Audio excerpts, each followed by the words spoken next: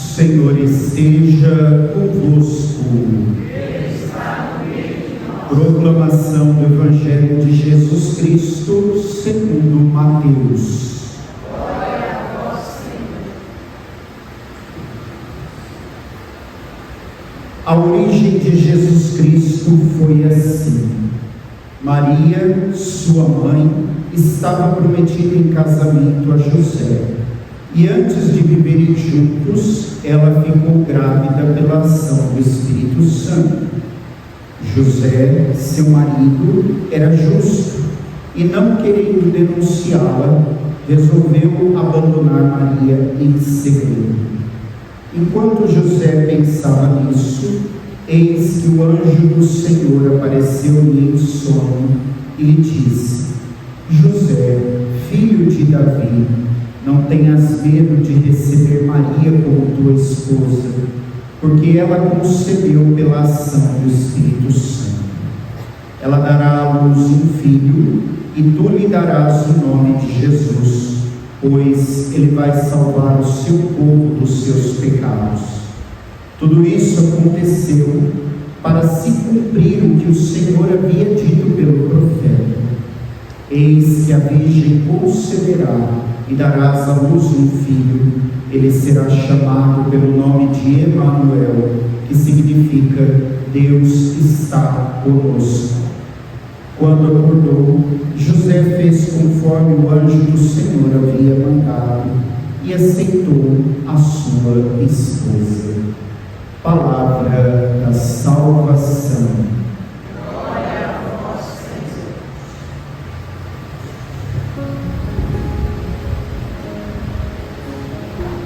Meus amados irmãos e irmãs no Senhor, chegamos ao quarto domingo do Advento. Estamos fazendo essa caminhada de 4 domingos de preparação para celebrarmos o Natal de nosso Senhor Jesus Cristo. E é bom nós recordarmos o itinerário que nós fizemos nesses 4 domingos. Se em cada domingo eu convidava vocês a resumir a liturgia da palavra em uma palavra, e aí nós então chegamos à seguinte situação: no primeiro domingo do Advento, a liturgia da palavra poderia ser resumida na palavra vigilância. No segundo domingo, o resumo da liturgia poderia ser a palavra conversão. No terceiro domingo, domingo passado, o resumo poderia ser a palavra firmeza ou ficar firmes. E agora, neste 4º domingo do Advento, se nós fôssemos manter a mesma dinâmica de resumir a liturgia da palavra em uma palavra, a palavra seria obediência. E essas 4 palavras, vigilância, conversão, firmeza e obediência, nos ajuda a abraçar o projeto de Cristo na nossa vida. E neste 4º domingo do Advento, aparecem 2 personagens importantes para a história da salvação: Maria e José. E por que são importantes? Para nós entendermos a importância dessas 2 pessoas, nós precisamos olhar aquilo que a teologia nos ensina sobre Jesus Cristo. E para nós entendermos tudo o que nós celebramos a cada domingo, ao longo da nossa vida, da nossa existência, nós precisamos saber quem é Jesus. Talvez essa pergunta já tenha sido feita para nós, talvez nós já respondemos ela de alguma forma, e nós sempre damos várias respostas que definem quem é Jesus. Mas de forma clara e objetiva, Jesus Cristo é o nosso Salvador. Mas afinal de contas, Ele nos salva do quê? Ele nos salva do pecado e da morte. Ouvindo isso, vocês podem dizer assim para mim: mas se Ele nos salva do pecado, por que a gente continua pecando? Por que a gente continua errando? E aí nós voltamos lá nas nossas origens, lá nos nossos primeiros pais, Adão e Eva. Quando Deus criou Adão e Eva, criou eles em pleno estado de graça, ou seja, Adão e Eva não tinham pecado. E a única finalidade, o único, vamos dizer assim, pedido que Deus fez a eles é: deixe que eu cuide de vocês. Só que o maior pecado dos nossos primeiros pais foi a desobediência, porque viviam no paraíso em pleno estado de graça. Deus deu uma ordem, uma orientação, e eles não obedeceram, e com isso foram expulsos do paraíso. E ao ser expulsos do paraíso, eles trazem em si e em todos os seus descendentes a mancha do pecado, aquilo que nós chamamos de pecado original. E essa mancha do pecado original tem uma força em nós que se chama concupiscência. O que é isso? É a tendência ao pecado. Ou seja, por nós termos essa herança negativa do pecado original dos nossos primeiros pais, nós então somos todos os momentos incentivados por essa força que se chama concupiscência a pecar. Nós caímos em tentação a partir dessa força negativa que age em nós. E nossos primeiros pais, depois que saíram do paraíso, aí o pecado começa a dominar de vez. Violência, homicídio, o ser humano se perde completamente do caminho de Deus, sente no seu coração o desejo de ser igual a Deus, de ocupar o lugar de Deus, e tudo isso vai fazer com que cada vez mais a humanidade se afaste de Deus. E Deus, pelos profetas, por diversos meios, tentou trazer o povo de volta para si, mas infelizmente nós, seres humanos, somos cabeça dura e preferimos, a maioria das vezes, caminhar no erro, ficar naquilo que é errado. Então Deus, ao olhar a desobediência do ser humano, se encarna, assume a nossa natureza humana para que nós sejamos salvos. É importante nós percebermos, voltando lá na criação, que quando Deus cria Adão, Ele cria Adão de uma terra virgem. O que significa terra virgem? Que nunca foi plantada e que nunca caiu chuva nessa terra. Isso é uma terra virgem. E ao criar ali a imagem do ser humano, Deus sopra a narina do ser humano, infundindo naquele boneco o espírito, a alma, a força de Deus, que é a vida do ser humano. Então Deus cria o ser humano dessa forma. E aí, para a redenção, e nós ouvimos isso tanto no profeta Isaías, na leitura primeira, como o Evangelho, Deus usa do ventre de uma virgem para redimir a humanidade. Podemos, às vezes, ter a seguinte dúvida: mas por que então Deus não criou de novo Jesus Cristo a partir do barro? Porque Jesus Cristo veio ao mundo para salvar a humanidade, para restaurar aquilo que o velho Adão e a velha Eva fizeram perder pelo pecado. Cristo, que é o novo Adão, e Maria, que é a nova Eva, restauram com a sua vida aquilo que o pecado fez a humanidade perder. Então, se Deus criasse o Cristo, se o Cristo viesse do barro, seria uma nova criação, ou seja, estaria começando de novo.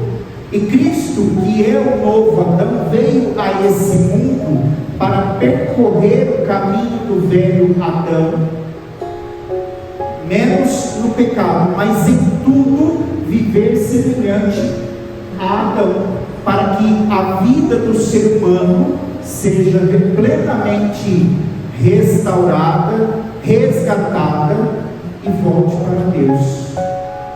Jesus Cristo faz a questão de viver em tudo a nossa vida, menos no pecado. E mesmo que, olhando a vida de Jesus, nós percebemos que em alguns momentos parece que a cruz, o cálice se torna pesado demais, mas Jesus é obediente até a morte, e morte de cruz, para redimir a humanidade.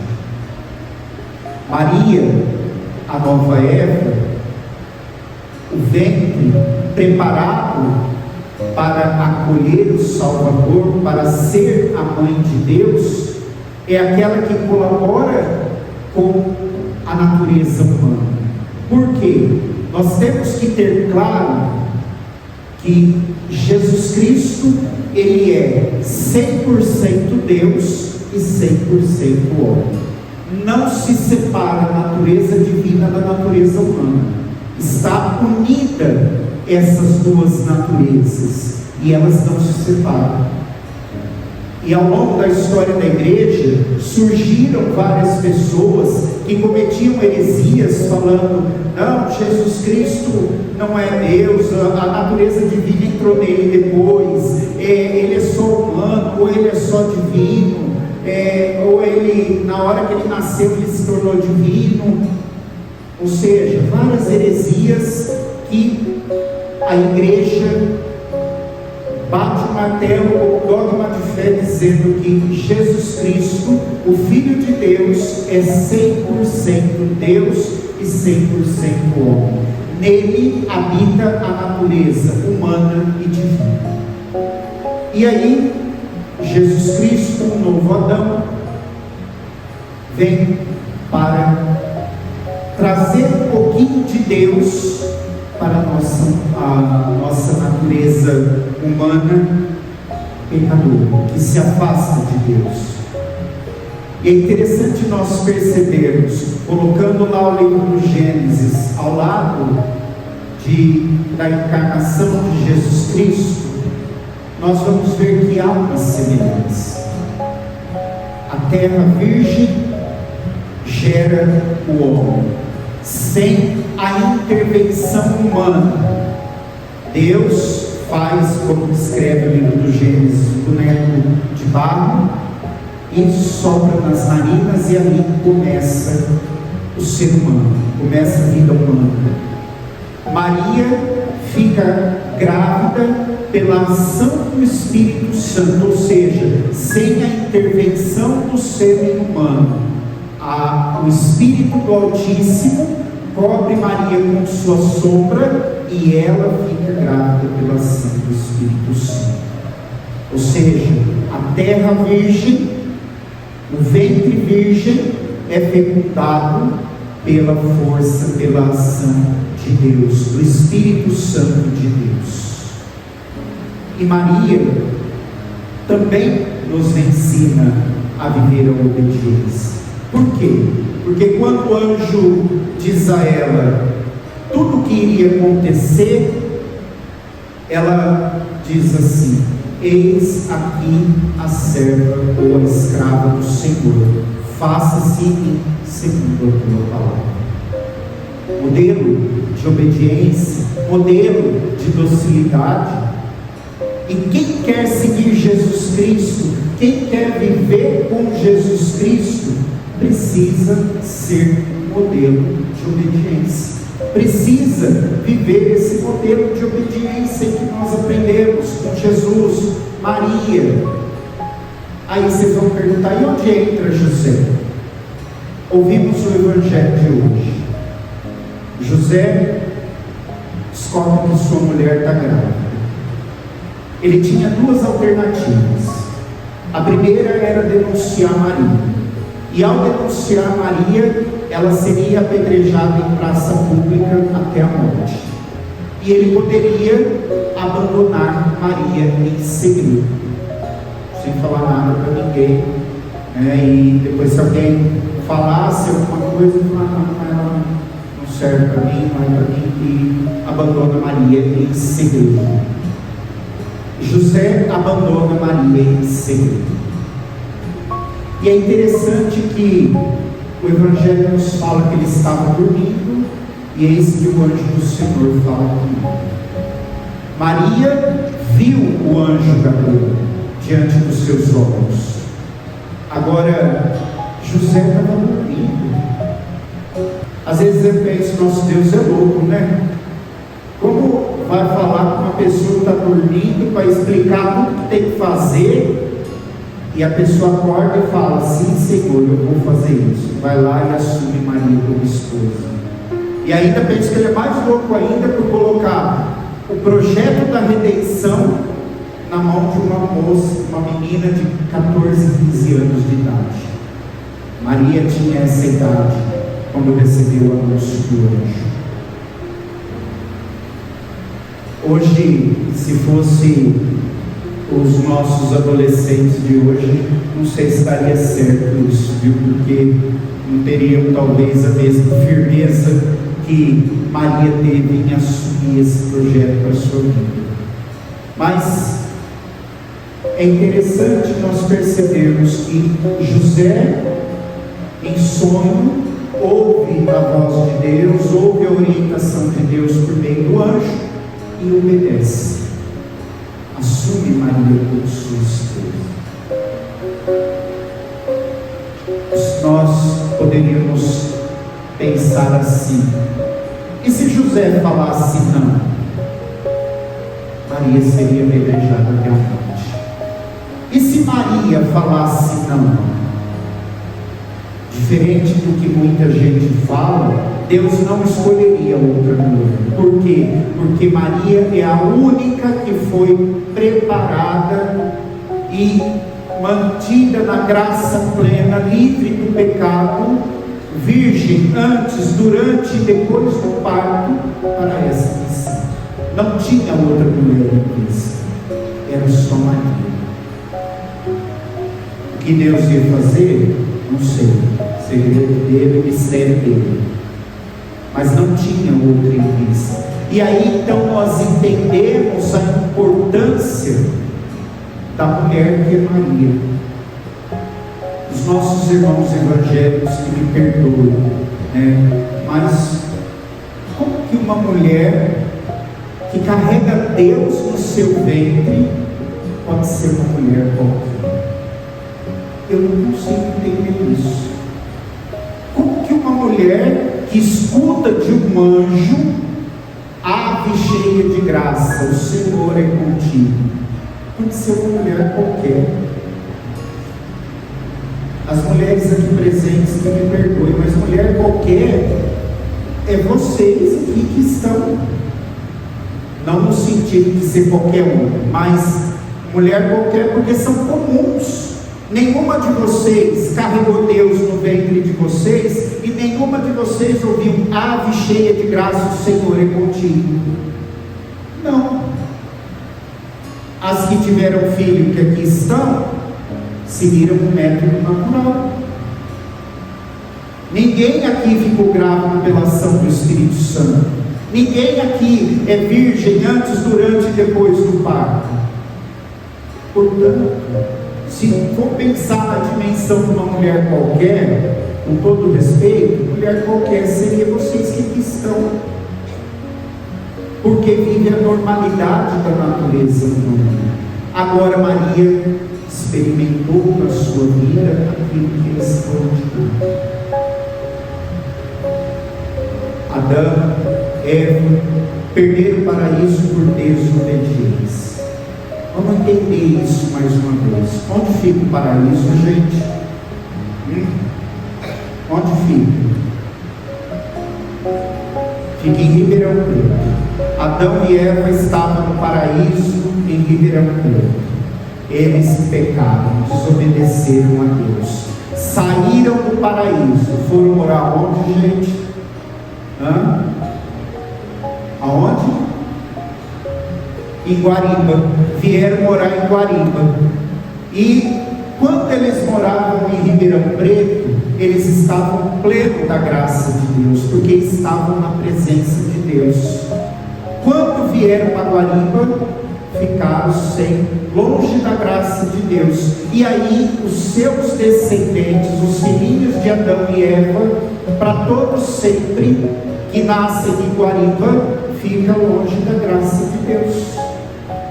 A gente entender, viu, gente? Não é que vocês estão sem a graça, não. Mas fora do paraíso é isso. É fora, longe de Deus, longe da graça de Deus. Por isso que nós temos que nessa Eucaristia hoje olhar para Jesus, olhar para Maria, olhar para José e dizer: dai-me a graça de ser obediente à vontade de Deus, para que o plano da salvação se realize, para que um dia a nossa pobre alma, nosso pobre corpo esteja para sempre junto de Deus, de volta no paraíso. É isso que Jesus veio fazer para nós, nos levar de volta para o paraíso. Mas para isso, para Ele e cada um de nós aqui estarmos no paraíso, nós precisamos ser obedientes a Deus. Que nós, olhando hoje para Jesus, olhando para Maria, olhando para José, nós possamos ser obedientes a Deus para alcançarmos a graça da salvação.